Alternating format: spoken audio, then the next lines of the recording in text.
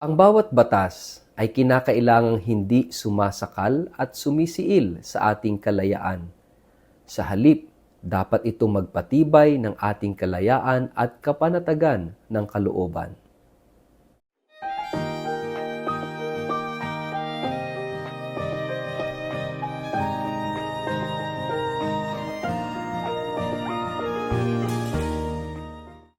Ang mabuting balita ng Panginoon ayon kay San Lucas.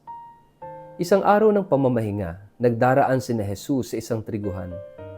Ang kanyang mga alagad ay pumitas ng mga trigo, kinuskos sa kanilang mga kamay at kanila itong kinain. Bakit kayo gumagawa ng ipinagbabawal ng kautusan sa araw ng pamamahinga? Tanong ng ilang mga Pariseyo. Sinagot sila ni Jesus, hindi ba ninyo nabasa ang ginawa ni David nang minsang magutom sila ng kanyang mga kasama?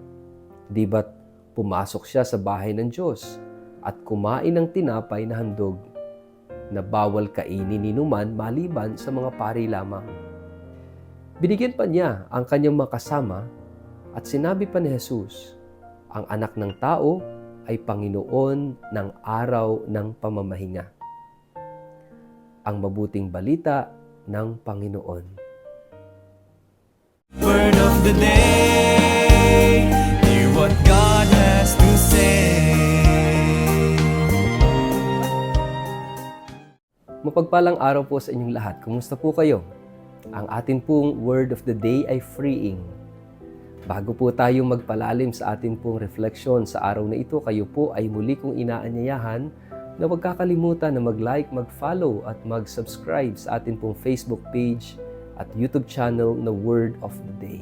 Ganon din po, pakishare ang videong ito sa inyong kapamilya, kamag-anak, kaibigan, mga kakilala sa social media para po sama-sama tayo sa pagiging media evangelizers at online missionaries na nagpapalaganap ng salita ng Diyos sa mundo ng social media. At kung kayo po ay nakikinig ng Word of the Day sa pamamagitan po ng Radyo Maria, mapagpalang pakikinig po sa inyong lahat.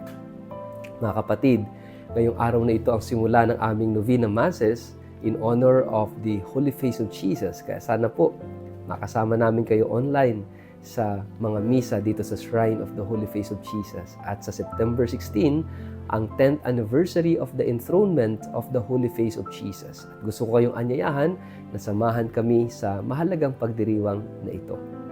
Ngayong araw na ito, araw ng Sabado, ito yung issue sa ating gospel. It's about the law of the Sabbath. Itong mga Pariseyo, madalas kinikriticize ng ating Panginoon dahil sa kanilang maling interpretasyon tungkol sa batas ng Sabbath.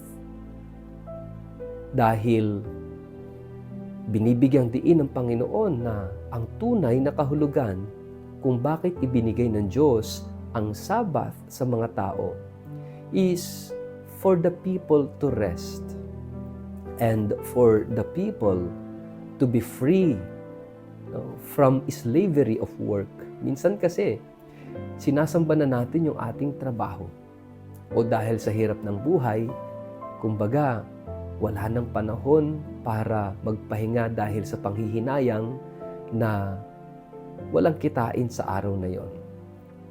Kaya mas lalong nasisira ang ating katawan, ang ating buhay dahil sa kakulangan ng ating pahinga at dahil tayo nagiging alipin na ng ating trabaho, nagiging alipin ng pera, nagiging alipin ng mundong ito. Kaya nga, ang mensahe ng Sabbath ay pahinga at pagpapalaya. Pero sa paglipas ng panahon, itong mga Pariseyong ito ay iniba nila ang kahulugan ng Sabbath magpahanggang ngayon. At sa halip na ito'y magpalaya, yung batas ng Sabbath ay puro naging pagbabawal sa maraming bagay. Bawal magtrabaho, bawal kumilos ng mabibigat na gawain. Kahit yung pagpindot ng switch, pagsusulat, at pagbubuhat ay bawal. Kahit paggawa ng mabuti, basta ito'y trabaho, bawal. Kaya ito yung talagang hindi matanggap ng Panginoon na pagsasakatuparan ng batas ng Sabbath.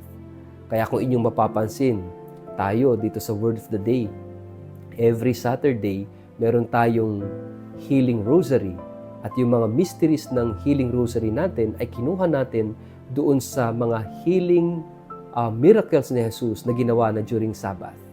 At para sa mga Hudyo, ito'y kalapastanganan sa batas ng Sabbath. Jesus Himself violated their law of the Sabbath, their version of the law of the Sabbath. Dahil gustong sabihin ng Panginoon that He is the Lord of the Sabbath. Hindi siya under ng batas ng Sabbath, kundi siya ay higit, siya ang Panginoon ng Sabbath. At gusto rin sabihin sa atin ng Panginoon na hindi tayo alipin ng Sabbath. Yung Sabbath ay ibinigay ng Diyos sa tao para tayo'y palayain, para tayo'y makahinga, makapagpahinga. Hindi para alipinin ng batas na ito. Kaya nga sinasabi ng Panginoon, I am the Lord of the Sabbath. Siya yung Panginoon ng Sabbath. Kaya nga para din sa ating mga Katoliko, we are not Sabbath people anymore. Dahil ang sinusundan natin is not the law of the Sabbath, ang sinusundan natin is the law of Jesus Christ. Jesus is the Lord of the Sabbath. Kaya ang ating pinagdiriwang ay Easter. We Christians, we Catholics are Easter people. Dahil tayong lahat ay pinalaya ni Jesus sa law. And what is that law? Yung batas na umaalipin sa atin. Pinalaya tayo ni Jesus sa kasalanan. By His death and resurrection, we were set free. Yun yung pagpapalaya. And that is the very meaning of Sabbath. Freedom. Freeing. Kaya nga tingnan natin, ano ba yung mga sumisikil at sumasakal sa atin? Hindi lang mga batas, hindi lang mga panuntunan, but there are also relationships na sumasakal sa atin. And sins. Yung mga kasalanan natin, mga addictions natin, ito yung sumasakal at sumisiil sa atin. And we need Jesus para palayain tayo sa mga ito. Si Jesus ay dumating para palayain tayo. At tayo rin ay magkaroon ng mapagpalayang ugnayan, mapagpalayang relasyon. Kapag ang relasyon ay hindi mapagpalaya, hindi yan kalooban ng Diyos. Hindi yan totoong pag-ibig. Sapagkat ang pag-ibig, yan ang pag-ibig ng Diyos, pag-ibig ni Kristo sa atin, ay mapagpalayang pag-ibig. Palalayain tayo sa lahat ng sumasakal at sumisiil sa atin araw-araw. Sa ngalan ng Ama at ng Anak at ng Espiritu Santo. Amen. Ama naming Diyos, salamat sa pag-ibig na mapagpalaya. Nawa kami rin ay matutong magmahal na nagpapalaya at hindi sumasakal o sumisiil sa aming kapwa. Amen. Pagpalain po kayo at ingatan ng makapangyarihang Diyos, Ama at Anak at Espiritu Santo. Amen.